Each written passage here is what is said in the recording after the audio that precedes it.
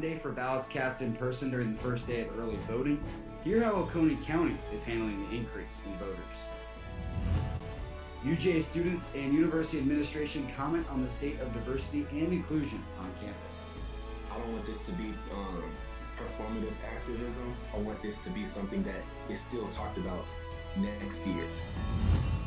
And we take a look at the weather for this weekend and give you tips on how to prepare for potential flooding during hurricane season. This is Northeast Georgia's only local source for TV news. From the Grady College at the University of Georgia, this is Grady Newsource. I'm Jackson Egan, and welcome to Grady Newsource. It only took one day for election offices across Northeast Georgia to see record numbers in early voter turnout. Grady Newsource reporter Alex Merritt brings us the latest on voting from Oconee County. This is Alex Merritt reporting from the Oconee Civic Center in Oconee County, where voters are casting their ballots early ahead of the general election in November. Based on what I've seen since I've gotten here, people are starting to filter in and out. I spoke with the manager of this polling station, Miss Rebecca Anglin, and she said just like Monday and Tuesday, the polls have been slammed. As of mid-afternoon, over 700 people have voted at this polling station today. The Georgia Secretary of State's office reported over 128,000 ballots cast on the first day of early voting, breaking a previous state record set in 2016 where over 90,000 people voted on the first day. That's a 42% increase in early voting on the first day. Between Athens, Clarke, Madison, Oconee, and Oglethorpe County, Oconee County was the busiest by far, with 1,254 votes cast on the first day, while the other four settled in the 400 to 500 range. Oglethorpe County Board of Elections Director Steve McCannon said that his county saw over 400 people vote on Monday, doubling their previous record set in 2016. Athens-Clarke County received over 500 in-person ballots on Monday, and in response has opened Athens City Hall as an overflow voting site. Oconee County Board of Elections Assistant Director Jennifer Stone told me they weren't expecting that many voters, but were prepared for them. We had enough machines, available for everyone, and I think the most that anybody had to wait was about 30 minutes. As you can see behind me, the Oconee Civic Center is a large space where people can cast their ballots inside while still maintaining COVID-19 protocols. I've been inside the building myself, and it is a large enough space for people to socially distance and vote at the same time. Jennifer Stone said they can't require people to wear masks, however, the majority of voters have done so, and I myself have seen many people walk in wearing a mask. Stone said their office made a polling location change to the Civic Center 2 months before early voting started to accommodate more voters. Reporting from the Oconee Civic Center, I'm Alex Merritt from Grady Newsource.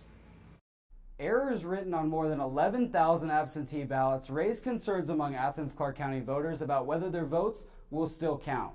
Grady Newsource reporter Kelsey Miller spoke with the Board of Elections director to find out more. According to a press release from the Athens-Clarke County Board of Elections, several absentee ballots incorrectly listed information about two candidates in the race for district attorney. Brian Patterson was mistakenly listed as an incumbent, and James Chopin was listed as an independent instead of nonpartisan. Athens-Clarke County Board of Elections Director Charlotte Sosby explained that the error was recognized and that the mail ballots will still be counted. All it is the party is not listed correctly, or it has incumbent on it. The names are still on the ballot, and those will still be counted, but they will not have incumbent beside one, and independent won't be on the other.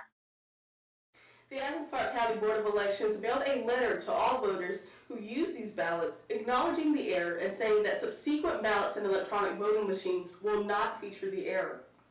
The letter also stated that voters who have the erroneous ballot should still use them to place their votes and disregard the incorrect notations.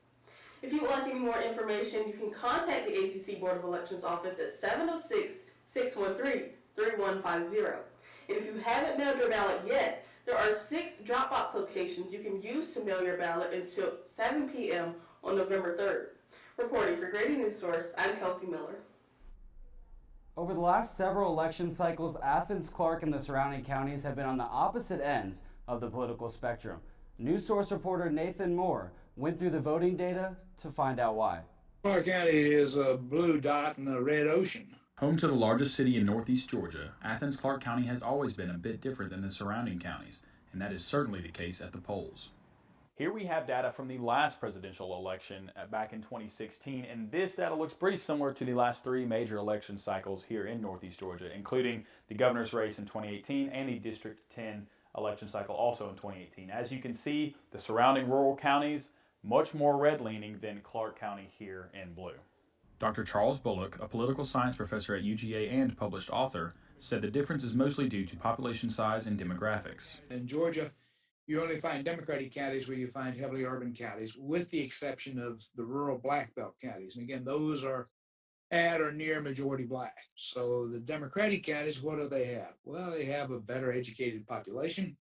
They probably got a degree of diversity. But what about those red counties around Athens-Clarke County? Why are the likes of Oconee, Oglethorpe, Madison, and Morgan County generally Republican?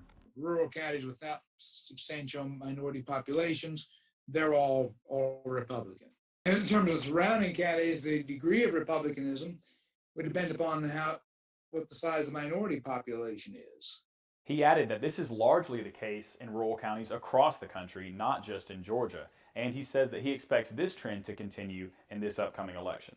I'd be very surprised to see the counties around Athens not vote for Trump. Nathan Moore, Grady Newsource. Oconee County citizens heard from candidates running for county commission Monday night in a forum over Zoom. Grady Newsource reporter Molly English gives us the recap on what was discussed. Here are the races you need to look out for on the Oconee County Board of Commissioners. There's the race for the seat of Post 3. 3 candidates are running for that spot. That is Republican Aaron Nowak, Republican Amory Hardin, and Democratic candidate Jacob Duliez. Then there's the race between incumbent John Daniel, who is the chairman right now of the board, and his Democratic opponent, Eric Gisler. So what did the candidates talk about in the forum Monday night? Well, a lot of issues were covered, but here are the biggest takeaways from the forum that night. In the race for Post 3, Republican Aaron Nowak pushed transparency on the board, citing miscommunications and squabbles between the Board of Commissioners and the Oconee County Board of Education. He also believes that the board should stay partisan and also that citizens need a transparent board in order to be heard. And right now there's just no transparency, so why would anybody step up and try to contribute when they don't feel heard? Republican Amory Hardin agreed with Nowak that partisan lines should still be a factor in these races. However, he said that once elected, those partisan lines should take a back seat to the local issues. When it came to a question on the Oconee County Board of Commissioners and their lack of diversity, Hardin said that he wanted to increase that diversity on citizens advisory boards and also to increase citizen involvement. Future, we just need to make sure we have citizen input. Democrat Jacob Duliez says that he disagrees that the board should be partisan.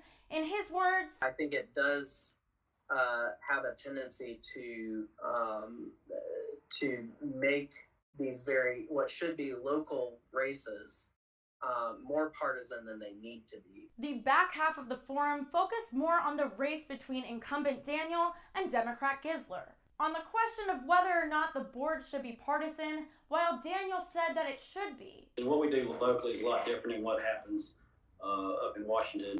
Gisler had a different view of what the party label meant in Oconee County politics. I could, just for argument's sake, be overwhelmingly a more qualified candidate for this position, but because I have a D next to my name, I'm not going to get votes. You can watch the entire recorded forum at OconeeCountyObservations.com. With Grady Newsource, I'm Molly English. Racial unrest over the summer left many wondering how to take a step forward as a society. Newsource reporter Georgia Chambers spoke to people on UGA's campus to see what this change will look like in our community. My name is Caleb Kelly. I'm a fourth-year sports management major from Macon, Georgia. My name is Mary Flanagan. I'm a senior at the University of Georgia, originally from Orange County, California. My name is Caleb Comer. I am a fourth-year Human Development and Family Sciences major, public health minor. I asked these students the same 3 questions. What's wrong with UGA's campus right now concerning diversity and inclusion, how they address injustice, and what their goal was for themselves and UGA as a whole to keep improving. I think that first off, an issue is representation on our campus. I came in through orientation. It meant a lot having, just being able to see a Black orientation leader, a Black male. That was someone I could relate to. We're having an issue separating diversity from inclusion.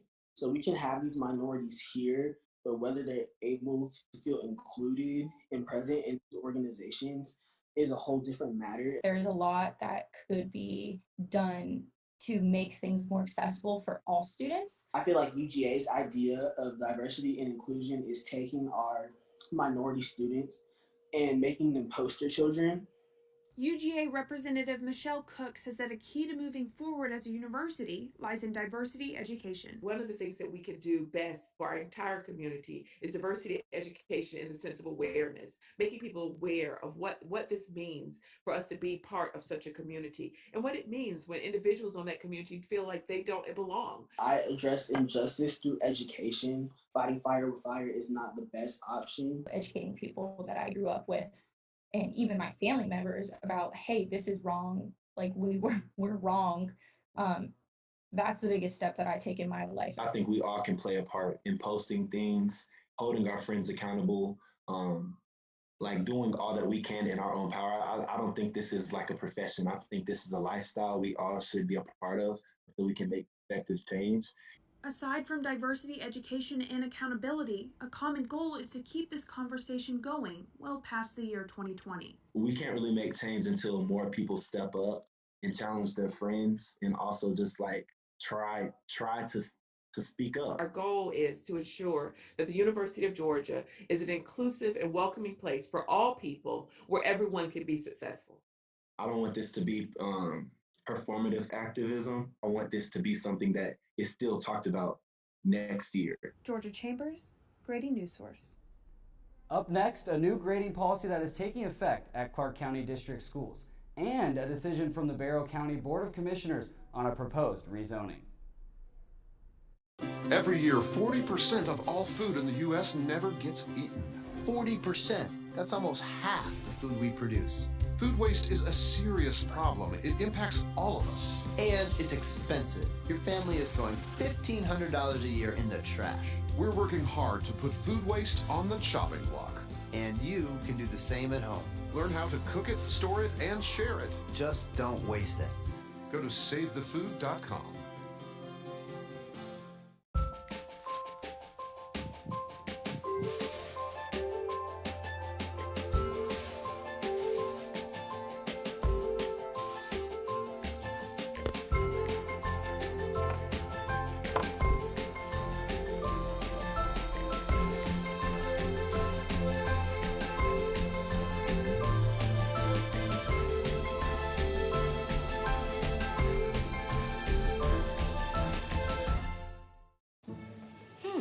Maybe you can make retirement happen. After all, you made her college years happen. Opening that education savings account when she was little. Spearheading a campus tour. And another, and another, and another, and another. Bam! Deciphering financial aid. She was like, what? And now she's like, you aced planning for college. Now get the tips you need to get on track at aceyourretirement.org. Maybe you can make retirement happen. After all, you made home ownership happen. Homeschooling yourself on loans, beefing up your credit score. So I'm pre-approved. You were like, yes! Sorry. Color-coding listings, ticking boxes, and flushing every toilet in a 20-mile radius. Home sweet home. You aced house hunting. Now get the tips you need to get on track at aceyourretirement.org. Clark County schools switched from their incomplete no zero policy to a missing work policy that will allow students to see what their final grade will be if they do not complete their work. Grady Newsource reporter Chelsea Miller talks to members of the school district community about the new policy. The decision in September for an incomplete policy was created due to distance learning in the pandemic and meant that incomplete work would not count against students. Now, the school district has decided that it will change incomplete work to missing work to show incomplete assignments, which will count as 0% in the gradebook until a student can turn in their work. Chris Woodward, a 6th grade teacher at Clark Middle School, says that policies need to stay consistent in order to avoid any confusion for parents and students. I was against it from the beginning because then you have situations like this where you've set up expectations for kids and for families, and then you switch it. And even if you communicated it really well, which I would say we didn't as a district. But even if you communicate it really well, it's confusing to kids. You think that the district is trying to do a good thing, but I feel like we've kind of blundered a little bit when it comes to our grading policy. Christopher Penley, the principal of Clark Middle School, explained in a letter to parents and faculty why the switch was made. Penley says in the letter that the incomplete policy did not show the reality of a student's final average. Many parents felt that their student was performing well, when in reality, the student had many missing assignments. The district decided to change the incomplete policy to the missing policy in order for parents and students to see how missing assignments would impact the student's final grade.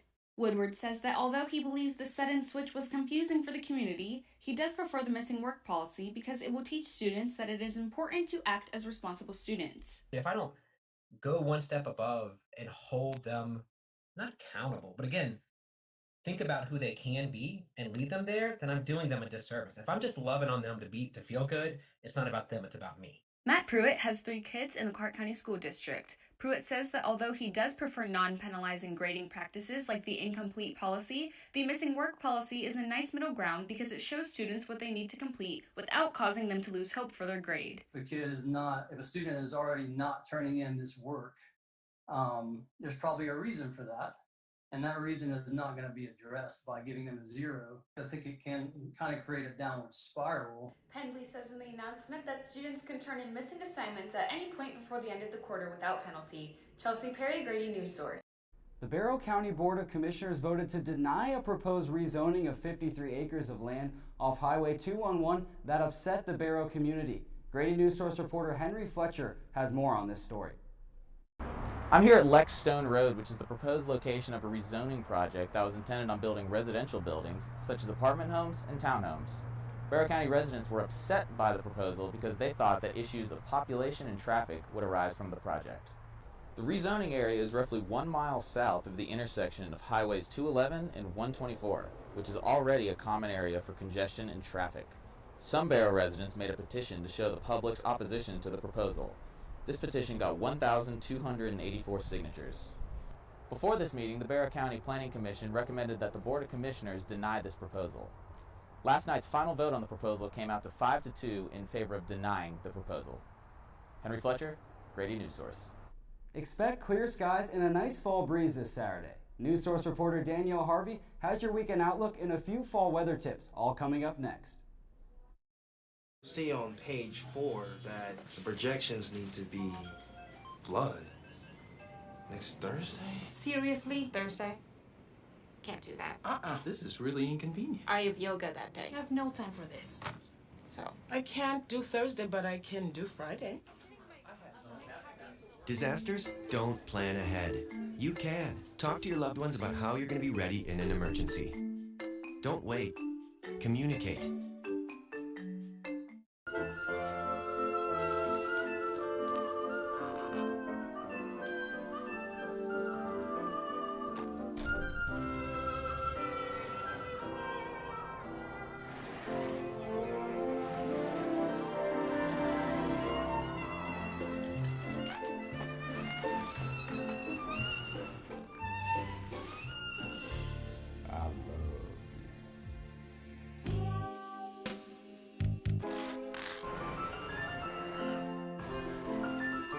Strawberries?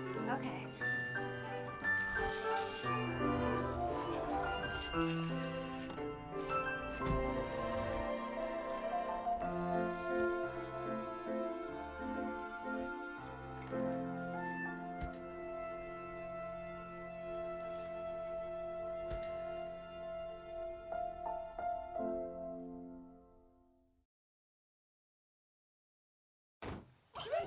They'll test you. Try to break your will. But however loud the loudness gets, however many cheese puffs may fly, you're the driver, the one in control. Stand firm. Just wait. And move only when you hear the click that says they're buckled in for the drive. Never give up till they buckle up. And now, the weather. Happy hump day, everybody. I'm Danielle Harvey with your Grady Newsource weather. We'll be covering today's forecast and your weekend outlook. For your evening planner, we'll continue to have clear skies as we did today, but we'll see a drastic change in temperatures as the low for today will be 55 degrees. Tomorrow we'll see temperatures hike back up to the upper 70s for a high of 79 degrees. Again, it'll be mostly sunny, but with a few clouds here and there. Although tomorrow night is the only time this week we may see a slight chance of rain, the low will be 61. Around 9 p.m. is when we'll start to see clouds head to the Athens area for a 20% chance of showers. Now a look at your weekend ahead. It will be a nice and sunny weather for the Bulldogs as they leave from Athens for the game this weekend, as the high will be 76 degrees on Friday. On Saturday is when we have a drastic drop in temperatures and the October weather will really begin to set in. So it may be time to bring along a jacket or a cardigan this weekend. The high for Saturday will be about room temperature at 67 degrees and about 47 degrees later on into the evening, but clear skies all the way through. Have a great weekend, everyone. This has been your Grady Newsource weather. I'm Danielle Harvey. Looking ahead, Georgia football gears up for Alabama, and Georgia soccer and volleyball prepare for home games here in Athens. Hello. Hi. I'm from Blue Hood Stone Barns. We brought a meal for you, and I'm here to serve it to you. Okay, great. Come in. Zucchini carbonara, made from zucchini that was harvested earlier this morning. Again? Hey, Dan Barber. You have room for a little bit more? Come on in. Bruschettes, the sausage. So when we made that zucchini carbonara, you know, they're the end pieces of the zucchini, and then the cores that we cut away, not to mention zucchini flour. Usually those get thrown out. We use them to create an entire second dish. Does that... Oh. Again? I'm here to bring you your third course. It's the vines from your zucchini. Wow, well, zucchini stem pasta. A different experience of zucchini. When we start to think differently about our food, we can get a lot more out of it. This is delicious. What do you think we can make out of this? 40% of food in America is never eaten. Cook it, store it, share it. Visit SaveTheFood.com. 1 in 6 seniors faces the threat of hunger, and millions more live in isolation. America, let's do lunch. Drop off a hot meal and say a quick hello. Volunteer for Meals on Wheels by donating your lunch break at americaletsdolunch.org. Laughing too hard at one of your colleagues' jokes at the office party? He's not even funny. Warning sign. Those drinks are probably going to your head. Probably okay isn't okay when it comes to drinking and driving. They call me Maxie, but I prefer tripod. I was your above-average four-legged homie, and then wham-bam minivan. Some people pity me. Now that's lame. I still run, fetch, and swim. And the ladies love me. I'm the ultimate wingman. Just don't ask me to high-five.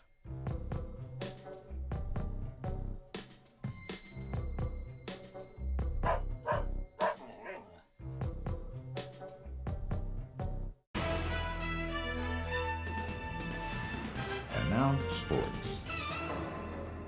The Georgia Bulldogs football team is less than a week away from their top 10 matchup against the Alabama Crimson Tide. College game day will be in Tuscaloosa for the event, and while fans can't attend the morning show in person, they can sign up to be there virtually. Visit collegegameday.com and click Join the Show. Then fill out all the required fields and wait for an email to confirm that you've been selected as a virtual fan. Georgia volleyball will get their season started this weekend in Stegman Coliseum here in Athens. They kick off their 8-game SEC-only schedule at 2 p.m. against the South Carolina Gamecocks. Georgia women's soccer will be continuing their SEC-only schedule in a head-to-head matchup against the Auburn Tigers this Sunday at 6 p.m. in Athens. For more information on that game or any other UGA sporting event, visit www.georgiadogs.com. Grady Newsource, Jayla Norman. Coming up, we tell you more about a work-based learning program in Jackson County. There's a lot of fear in coming back to school. I'm a 40-year-old man that walked in there to get his high school diploma. It was very hard for me, but one of the teachers was Miss Araceli. She gave me direction. Every single time I had a question, she'll put down whatever she's doing and she'll sit there with you until you get it. 50% of getting your high school diploma is walking through those doors. The other 50% is doing the work. Find free adult education classes near you at finishyourdiploma.org. Is your family in need of more quality time together? Hello, I'm Dr. Spruce. Nature is best enjoyed together. So bring the whole family to discover all the bonding and stress-reducing benefits parks and forests have to offer. Visit discovertheforest.org and trade in phone time for family time. Birds, squirrels, chipmunks, grass, worms, bugs, trees, rocks, and other objects in nature cannot talk. If you'd like to have a conversation while visiting nature, you will need to bring humans along. We strongly recommend starting with your family.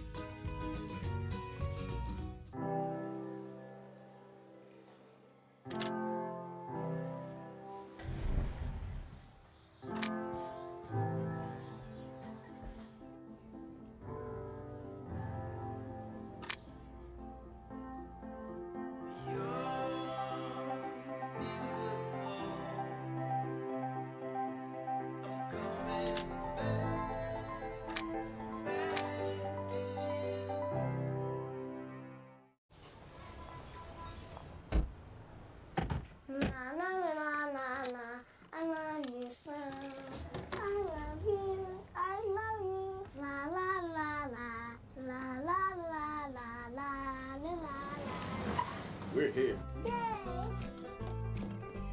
It's a short drive from your neighborhood to your naturehood. To find a neighborhood park or green space near you, visit discovertheforest.org. For all Jackson County residents, if you or your child is in the 11th or 12th grade, they may qualify for placement in the work-based learning program.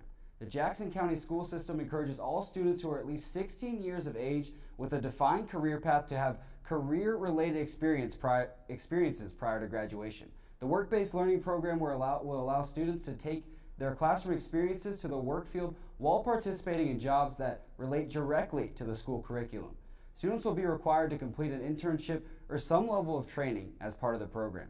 Additional information can be found on the jacksoncountyschools.org website, or a student may ask someone in their school's administrative office. From all of us here at Grady Newsource, thank you so much for watching. I'm Jack Sadigan. Have a great night.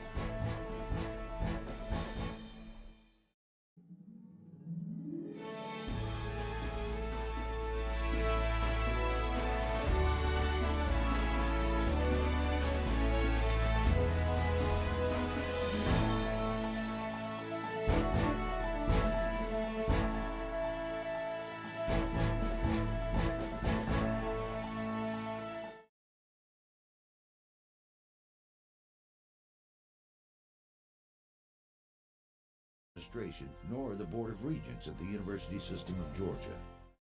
When I was in foster care, I never knew when I would have to move, so I always had my suitcase ready to go. Then one day I was adopted. My new parents opened their hearts and home to me. My parents cook my favorite breakfast for me every morning. My parents take me on trips I never thought I would go on. They gave me a home and an even better reason to use that suitcase. My parents aren't perfect, but they're perfect for me. There's one thing you can never have sex without. It's not something you buy. Or something you take. In fact, there's only one way to get it. It has to be given to you, freely. It's consent. Because sex without it isn't sex. It's rape. Consent. If you don't get it, you don't get it. It's on us to stop sexual assault. Learn how and take the pledge at itsonus.org. Thanks for coming in for the interview. Oh, yeah, of course. All right, we got your personal references, your resume, high school diploma or equivalent.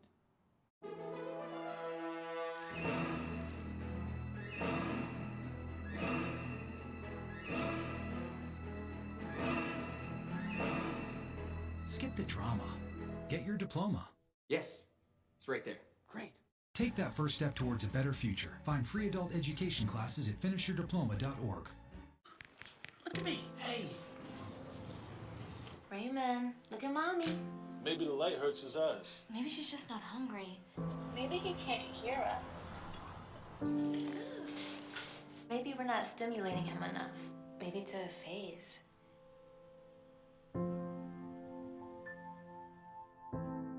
Avoiding eye contact is one early sign of autism.